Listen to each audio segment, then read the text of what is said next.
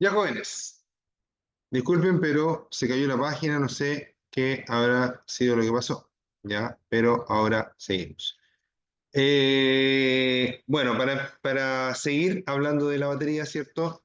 Entonces creo que había quedado en cuando la batería se echa a perder. Ya la batería, si te duró 2 años o tres, entre 2 y 3 años es el tiempo normal en el que las baterías empiezan a fallar. Si te dura más, genial, pero ese es como el tiempo normal en que las baterías empiezan a fallar. Yo, por ejemplo, compré una moto que había sido ocupada muy poco y que tenía su batería original, año 2018, ya la compré, imagínense que con 6.000 kilómetros, prácticamente nueva, pero igual debo considerar que la batería ya tiene 2018, 2018, 2019, 2020, 2021, 2022, 2023, 2024, 2025. Tiene todos estos años la batería, ¿ya? Y gracias a Dios, menos mal que la batería al principio, cuando la empecé a usar la moto, estaba como muy floja, como que un giro más y la moto no partía, y había que empujarla y todo eso. Y ahora con el uso, como que la batería se ha ido recuperando, ¿ya? Y eso, genial, para mí genial porque no tuve que comprar la batería todavía. Pero hay que entender que es muy probable que esa batería igual falle pronto, ¿ya? Por lo tanto, si falla en, no sé, un mes, 2 meses más, es totalmente entendible, ¿cierto? Que haya que cambiarla porque la batería ya tiene también mucho tiempo. Ahora una batería, como les digo, en uso normal, normalmente va a durar alrededor de 2 o 3 años, ¿ya? La verdad que en las motos, o tener una moto, ¿cierto? Conlleva un gasto de lucas importante, ¿ya? Así que hay que también de repente entender que tener moto igual es caro y que las cosas van fallando y que hay que irlas reemplazando. ¿Por qué les digo esto? Porque a veces pensamos que cargando la batería, poniéndola en un cargador de batería, la batería va a revivir y va a funcionar, va a volver a funcionar o le podemos alargar un poco la vida útil. Y la verdad es que si la batería se descargó, ¿cierto? Y nosotros la ponemos a cargar, puede ser que responda de una forma o de otra de forma positiva, ¿ya? Y que vuelva a la vida y que dure un tiempo más, sí, puede ser, pero la verdad que lo más probable es que no, ¿ya?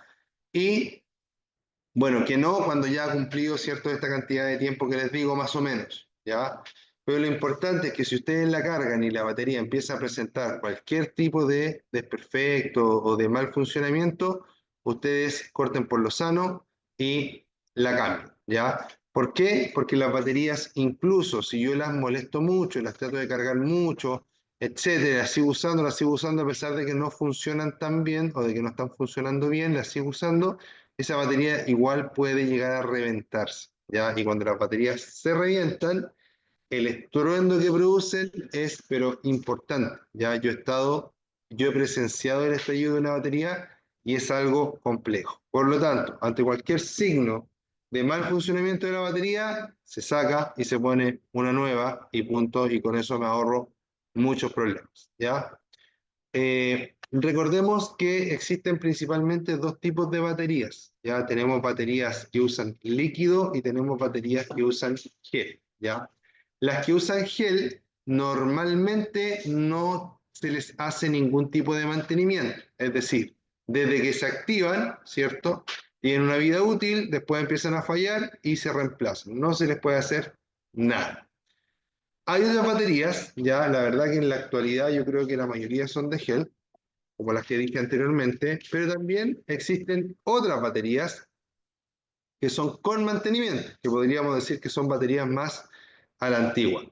Esas baterías que son con mantenimiento son baterías que permiten, ¿cierto?, que uno las pueda rellenar con agua destilada. ¿Por qué? Porque en el normal uso van, entre comillas, van evaporando el agua, ¿ya? Se va escapando el agua de a poco, ¿ya? Y normalmente ese tipo de baterías uno puede ver el nivel de agua que tienen. Muchas veces ese tipo de baterías son blancas y uno las mira contra luz y se ve hasta dónde está el nivel.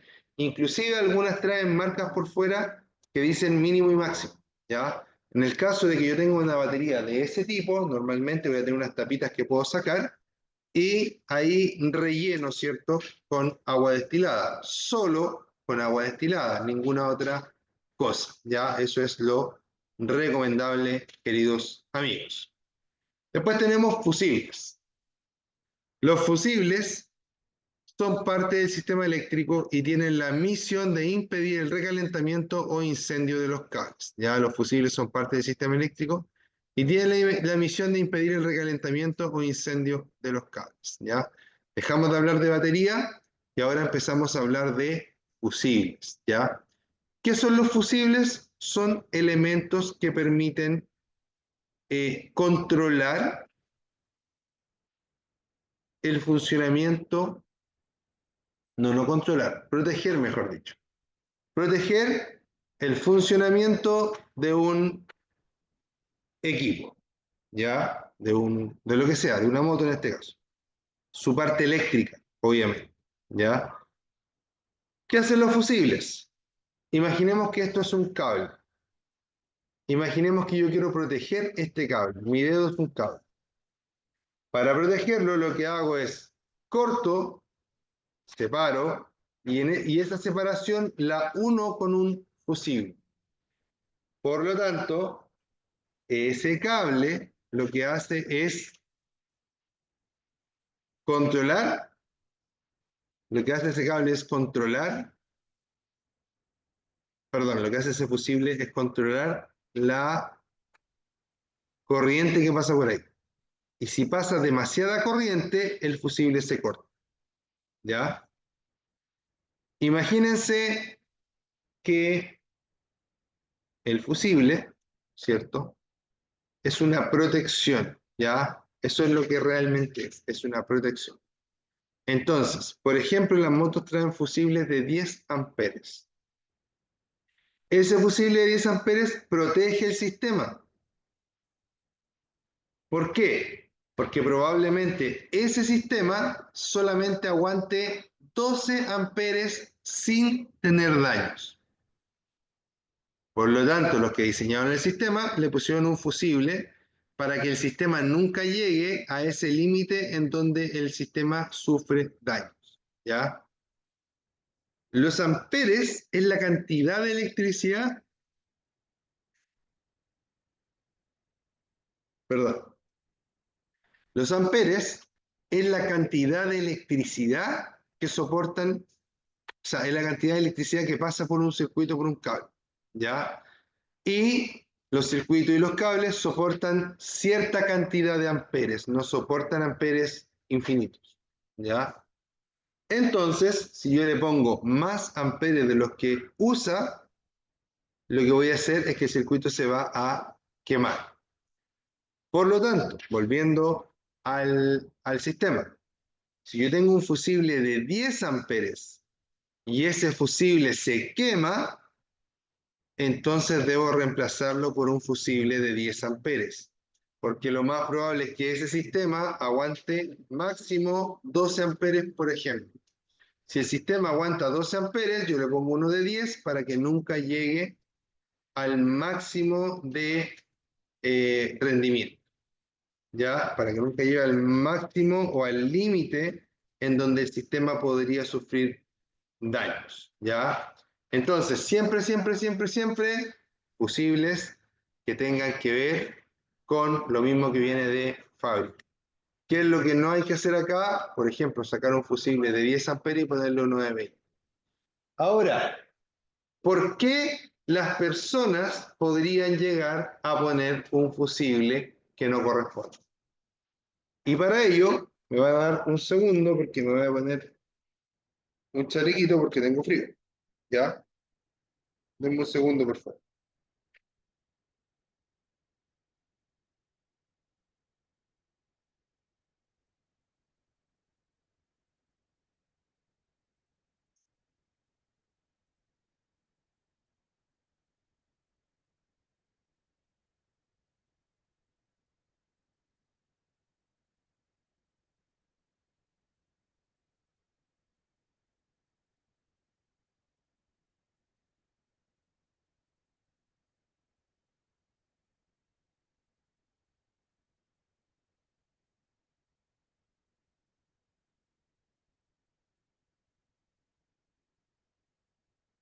Ya, ahora sí, porque tenía un poquito de frío. Gracias por esperar. Ya, entonces estaba hablando de los fusibles. ¿Por qué la gente pone un fusible que no corresponde? Miren, les voy a contar que los fusibles, imagínate que el fusible es de 10 amperes y lo que hace la gente cuando el fusible se quema, uno, le pone un pedazo de cable. Error, error máximo. Dos, le pone una moneda, error máximo. Tres, ahí sí, tres. Le pone un fusible más grande. ¿Por qué hacen eso?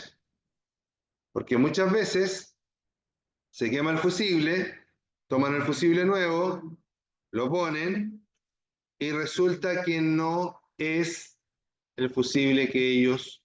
O sea, perdón, voy a empezar de nuevo. Sacan el fusible quemado, ponen el mismo fusible, ¿cierto? Sacan uno de 10 por uno de 10 y resulta que el fusible se vuelve a quemar, ¿ya? Cuando eso pasa, lo que hay que hacer es revisar mejor la moto, porque significa que la moto tiene el problema todavía, ¿ya?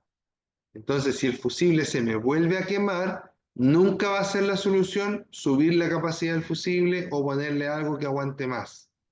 Porque la gracia de ese fusible y de ese circuito eh, es que el fusible se queme en ese momento, ¿ya? Entonces hay dos probabilidades cuando hay una falla eléctrica que se quema un fusible. Si yo tengo un cable positivo y uno negativo, y esos dos cables se juntan, se tocan y se separan, el fusible se va a quemar. Yo voy a poner un fusible nuevo, pero como los cables ya se separaron, el fusible nuevo va a solucionar el problema. Pero si los mismos cables se tocaron, un positivo y un negativo, se tocaron donde no tienen que tocarse, quemaron el fusible, pero los cables quedaron así tocándose, lo que va a pasar es que estos fusibles no, lo que va a pasar es que estos fusibles no, o sea, se van a volver a quemar. Te va a poner un fusible nuevo de 10 amperes, se va a volver a quemar. Ahí usted lo que tiene que hacer es buscar la falla. ¿Por qué se me está quemando el fusible de nuevo? Si lo estoy poniendo nuevo, significa que hay dos cablecitos por ahí o una parte del chasis que está tocando donde no tiene que tocar, ¿cierto? Y resulta que necesitamos, ¿cierto? Eh, realizar una gestión más, que es buscar dónde está el problema y solucionarlo. Es decir, buscar estos dos cablecitos que se pegaron, separarlos y cuando los separe, volver a cambiar el fusible, mismo fusible de 10 amperes y ahí el sistema o el problema va a estar solucionado, amigos. Entonces, eso es muy, muy importante. ¿Ya? Muy, muy importante. Entonces, los fusibles son parte del sistema eléctrico y tienen la misión de impedir el recalentamiento o incendio de los cables. Si la corriente es muy alta, por ejemplo, en caso de un cortocircuito, se funde un hilo del fusible y se interrumpe la corriente. ¿Qué es lo importante de acá? Jamás cambiar la capacidad del fusible. Si yo reemplazo el fusible y el fusible vuelve a quemarse, significa que el problema está en el sistema, que la falla está en el sistema. Por lo tanto, hay que buscar la falla. ¿Ya? El fusible lo único que está haciendo es proteger para que el circuito no se queme más. No está generando la falla el fusible. El problema nunca va a ser el fusible. El problema es que en algún momento se generó una falla y el fusible se cortó para indicar, ¿cierto?, que hubo una falla o que hay una falla o para proteger el sistema. ¿Ya? Entonces yo debo decir, hay una falla, busco la falla, la soluciono y vuelvo a poner el fusible que corresponde siempre.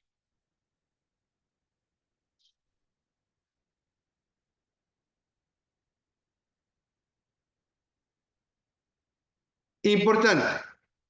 El motor en una motocicleta se pone en funcionamiento por medio de un sistema de arranque que se acciona mediante un circuito eléctrico accionado por un interruptor o bien un sistema mecánico accionado por un pedal de arranque y bobina, ¿ya?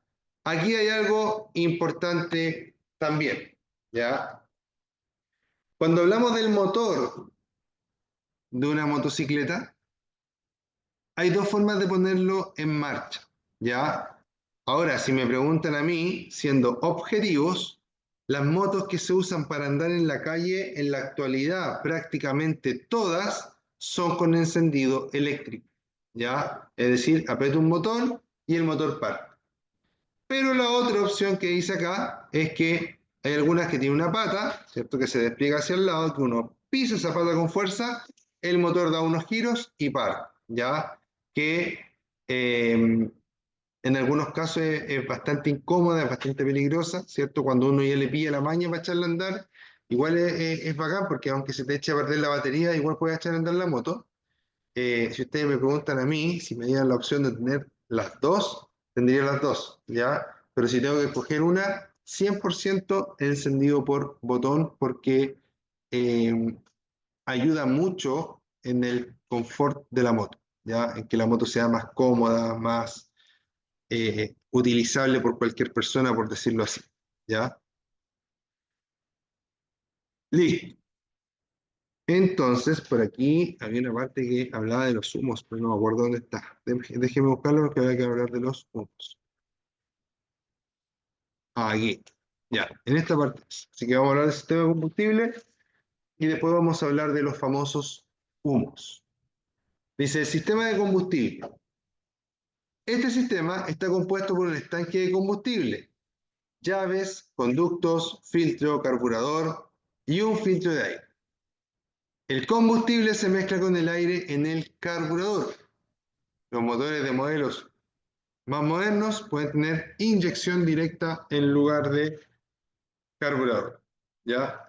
Entonces aquí vamos a hablar acerca de algo importante y algo que en la actualidad está pegando mucho porque la mayoría de las motos usan ahora, no sé si decir la mayoría, ya a veces como que me pego unos carriles, pero voy a rectificar eso diciendo que en la actualidad muchas motos ya están usando inyección electrónica. No sé si todas las que se venden, pero sí ha crecido inmensamente la cantidad de motos que usan inyección electrónica. Las motos que usan inyección electrónica son motos, ¿cierto?, que son más eficientes en combustible, gastan menos combustible, tienen mejor potencia y tienen menos emisiones contaminantes, ¿ya? Mejoran en todos los sentidos. ¿Los carburadores son buenos? Sí, son buenos, funcionan bastante bien, pero la verdad es que los carburadores se quedan cortos a veces en algunas regulaciones, en algunas condiciones de uso, ¿ya? Es decir, que en un momento pueden andar bastante bien y en otro momento pueden andar un poco más mal, ¿ya? Lo único malo, entre comillas, digo yo, de la inyección electrónica es que quizás puede ser un poquito más difícil de arreglar si es que no existe la persona adecuada, ¿cierto? Para arreglar cierta moto, ¿ya? Pero en resumidas cuentas, la verdad que inclusive es hasta, si somos objetivos, es hasta más sencilla la inyección electrónica que el carburador, ¿ya? Eh, Desde mi punto de vista, por lo menos, ¿ya? ¿Ya? El carburador, imaginemos que es un tubo, ¿cierto? Mecánico, tubo mecánico con un conjunto de hoyos, mangueras, etcétera, que hacen que el aire pase por ahí y el aire arrastre una porción de combustible y lo lleve adentro del motor, ¿ya? Cuando el aire entra al motor, sucede que se genera la combustión. De esa forma se mezcla el aire y el combustible dentro del carburador, que como les digo es una pieza, ¿cierto? Metálica, totalmente mecánica. Metálica, totalmente mecánica, ¿ya? Pero cuando hablamos de inyección electrónica, se me había ido la idea. Cuando hablamos de inyección electrónica, estamos hablando de que ese carburador, se reemplaza por un inyector, por un computador, por unos sensores. Sensores, inyector, computador. Eso es como lo mínimo que tiene que tener una moto para poder funcionar con inyección electrónica. ¿Y qué es lo que gano?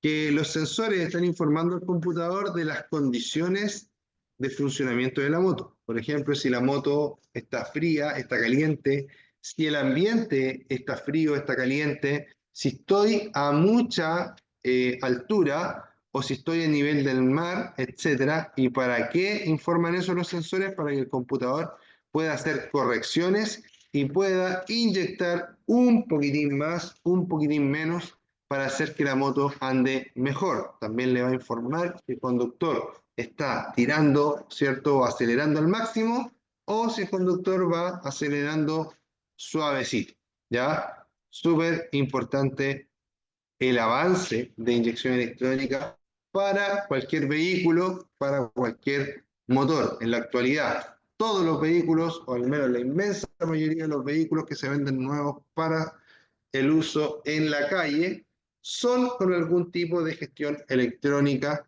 para mejorar el consumo de combustibles y, por consiguiente, las emisiones contaminantes, ¿ya? Entonces, por ejemplo,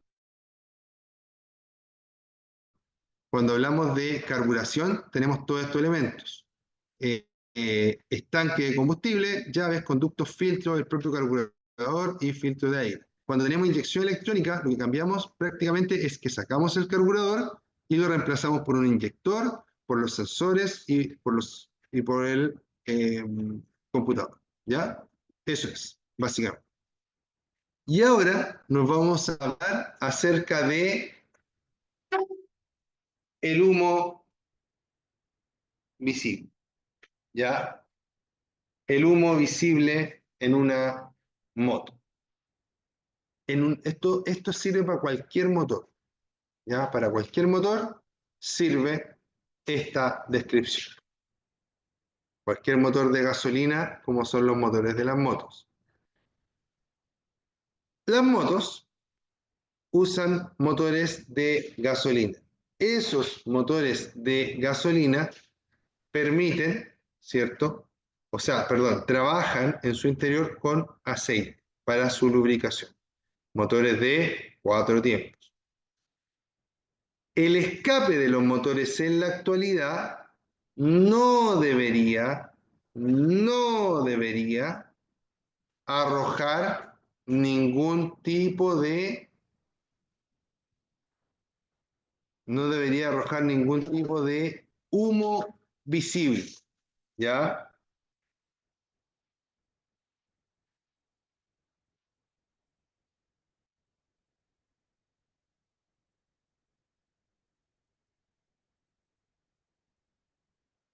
No debería arrojar ningún tipo de humo visible el escape de ninguna moto, ¿ya? Es súper importante entender eso, y de ningún motor de gasolina actual. Ahora, hay 3 tipos de humos visibles que pueden aparecer en un escape. Con cualquier humo visible, los vehículos son rechazados en la revisión técnica. ¿Por qué? Porque los humos visibles dan cuenta de que hay un problema. ¿En dónde? En el motor, ¿ya? Cuando tenemos humo visible de color blanco, vamos a entender que ese humo en realidad no es tanto humo, sino que más bien es vapor, ¿ya? Cuando es blanco, 100% blanco. ¿Cómo diferencio también que sea vapor y no humo? Porque el vapor sale del escape y se disipa rápidamente. En cambio, cuando es humo, el humo tiende a ser más pesado y a quedar más tiempo en la atmósfera. Después de eso, tenemos que saber que ese humo blanco se puede producir por 2 motivos en una moto. El primer motivo es normal, le puede pasar a cualquier moto y es normal. ¿Cuál es? Que como los escapes están conectados a la atmósfera, ¿ya? Estos escapes se pueden juntar un poco de humedad en su interior y cuando los echamos a andar, ¿qué pasa? Cuando los echamos a andar, esa humedad se vuelve vapor y ese vapor sale por el escape hacia afuera. ¿Ya? Después de eso, debemos saber, ¿cierto?, que el escape puede también botar vapor, pero por una razón mucho peor. ¿Ya? ¿Cuál es esta? Que en una moto que su motor funcione con refrigeración líquida, es decir, que se le echa agua al radiador, al motor, etcétera, ese motor puede ser que esté pasando desde los conductos de agua, está pasando a la compresión una gotita de agua y eso está saliendo en forma de vapor. Eso ya es malo porque ya no es normal, no está bien y hay que hacer una reparación mayor al motor. ¿Ya? Ahí tenemos dos opciones eh, típicas y básicas, ¿cierto?, de lo que podría ser vapor en el tubo de escape. Después de eso, tenemos otra opción más. Esa opción va a hacer que otra opción de humo, digamos, ¿cierto? Que el humo en vez de ser blanco sea un humo gris azulado o humo azul, le dicen, comúnmente le dicen humo azul, pero la verdad que yo lo describiría más como un gris azulado, ¿ya? El humo azul en una moto, o gris azulado, como les estoy diciendo, el humo azul en una moto lo que hace es dar cuenta de que en esa moto hay problemas con el aceite. Es decir, por algún motivo se está pasando el aceite hacia la cámara de combustión. Puede ser por los retenes de las válvulas o puede ser por los anillos del pistón normalmente. ¿Ya? Es decir, ahí hay problemas con el aceite. También es un problema grave porque es un problema que necesita ser solucionado también con cirugía mayor. Hay que abrir el motor. ¿Ya? Y por último, tenemos los problemas relacionados a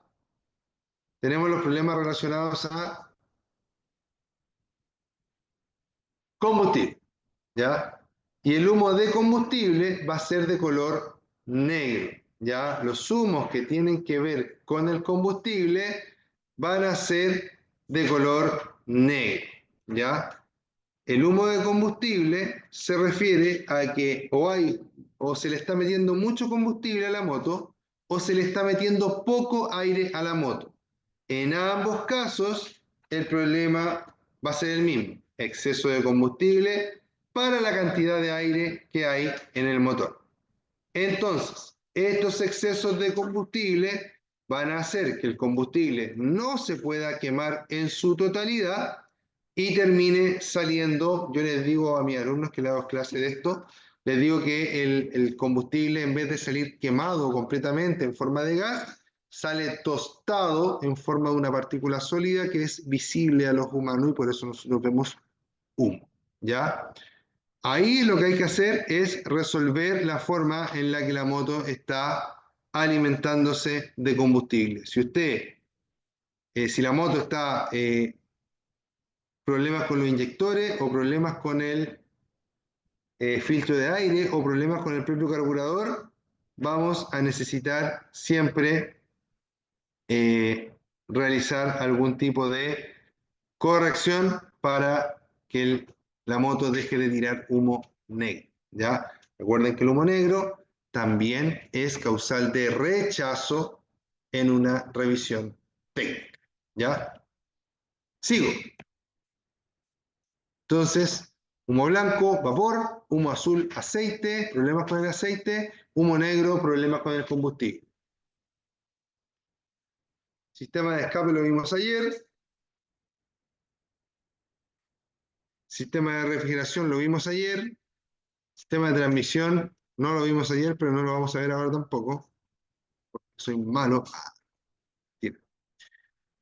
Son temas muy largos y me queda poquito tiempo, por eso ando buscando un tema más cortito. Luces. Vamos a hablar un poquito de las famosas luces. Recuerden, queridos amigos, que existen las famosas luces, tanto en la parte delantera como en la parte trasera. La luz, las luces delanteras, digamos que alumbran, ¿cierto? Se pueden referir a luces que son halógenas, que son como las comunes, las que tienen el filamento por dentro y que se corta el filamento y se echa a perder la ampolleta. Por ejemplo, H4, H7, etc. Luces LED, que son luces LED, que ya todos conocen, que son como electrónicas, por decirlo así. Y luces, tengo luces LED, luces halógenas, dije, y luces xenón. El xenón es una ampolleta que se llena por dentro con un gas, que se llama gas xenón, ¿cierto? Y que también proyecta una luz bastante especial. Si ustedes me preguntan a mí, en la actualidad, el xenón prácticamente ya no existe, ya estuvo muy de moda hace unos 10 años atrás, pero en la actualidad prácticamente todo es LED, ¿ya? Todo lo que se ve en la actualidad prácticamente es LED, ¿ya? Y los focos LED, ¿cierto? Vienen tanto equipados de fábrica como que la gente los equipa por fuera, ¿cierto? Le cambias las luces halógenas normalmente por luces LED, ¿ya? Así que siempre ahí atentos a eso. Luces LED, luces xenón, luces halógenas. En la actualidad lo que van a encontrar o halógenas o LED, ¿ya? Entonces, sigo.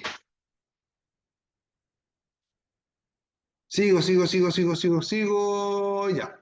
Recuerden que cuando van a cambiar ampolletas, las ampolletas puedo tener dos ampolletas que son iguales, pero eh, iguales por fuera, digamos, pero pueden tener distinta capacidad. Si yo tengo una ampolleta de, por ejemplo, de 10 watts, por ponerle un ejemplo, y le pongo una de 20 watts, aunque se vean iguales por fuera, esa de 20 watts va a producir mucho más calor. Y ese calor podría dañar, por ejemplo, las micas de su, eh, ¿cómo se llama esto? De su vehículo, de su moto, de su foco. ¿Ya? Después, debo decirles, ¿cierto?, que en la parte delantera, las motos deben tener un foco que permita proyectar luces bajas y altas de color amarillo. Eso es lo que se pide para las luces delanteras. ¿Ya? Ustedes se fijan aquí, no dice que exige intermitentes. Eso es como un dato free. ¿Ya? Después tenemos la parte trasera. Luz roja fija, necesitamos una luz roja que esté siempre encendida. En el foco delantero también debe estar siempre encendido el foco delantero. Atrás necesitamos una luz roja fija para indicar nuestra posición, una luz de freno que se va a prender cuando apretemos el freno y dos luces destellantes de viraje. Y dos luces destellantes de viraje que van a permitir, ¿cierto?, que se pueda señalizar hacia dónde voy a doblar. Ahí sí las menciona, pero no las menciona en el primer punto, ¿ya? Y además, muy importante es saber y entender que la legislación vigente también exige, ¿cierto?, que para la circulación con seguridad de motocicletas, motonetas, motos para todo terreno, de 3 y de 4 ruedas y de otros vehículos motorizados similares de 2 o 3 ruedas, se efectúen las siguientes condiciones de seguridad. ¿Cuáles son esas? Que debemos tener estos elementos reflectantes, ¿cierto? Aquí, aquí y acá, ¿ya? En realidad, aquí y acá, o aquí y acá, porque si tiene este, no es necesario ese, y si tiene este, no es necesario ese, ¿ya? Solamente que estén a los costados de la moto, en la parte delantera, amarillos, en la parte trasera, rojos. Pueden ser de cualquier color, pueden ser de cualquier calidad, simplemente que sean reflectantes y que sean de color amarillo y rojo atrás. Y este de acá es el que simboliza el que está mirando hacia atrás, ¿ya? Entonces, este que está simbolizando el que va mirando hacia atrás, normalmente los focos lo traen integrados o si no la moto lo trae también integrado, ¿ya? Así que ese es del que uno menos se preocupa. Estos muchas veces la moto igual de fábrica los traen, pero si no los traen uno le puede pegar un sticker que sea reflectante y con eso cumple. Puede ser así de chico, puede ser así de grande, puede estar pegado aquí arriba, puede estar pegado aquí abajo, da igual. ¿Estamos claros? Queridos amigos, eso ha sido la clase del día de hoy. Les mando un gran abrazo, cuídense mucho, mi nombre es Ricardo Cornejo, esto es practicatest.cl y espero que a todos les vaya muy bien en sus pruebas, espero que les haya gustado esta clase y por ahí hubo un problema en la grabación, se cortó el Zoom, se cayó parece, así que no sé cómo va a quedar esa parte, no sé si la una es solo el Zoom, o, perdón, o si van a quedar dos grabaciones, no lo sé, ¿ya? Pero si es que hay algo raro, es por eso, porque el Zoom, cuando estábamos empezando la clase, llevamos como 10 o 20 minutos, se cayó. Ya, cuídense, que les vaya bien. Nos vemos, Ricardo Cornejo, Practicates. Chao, chao.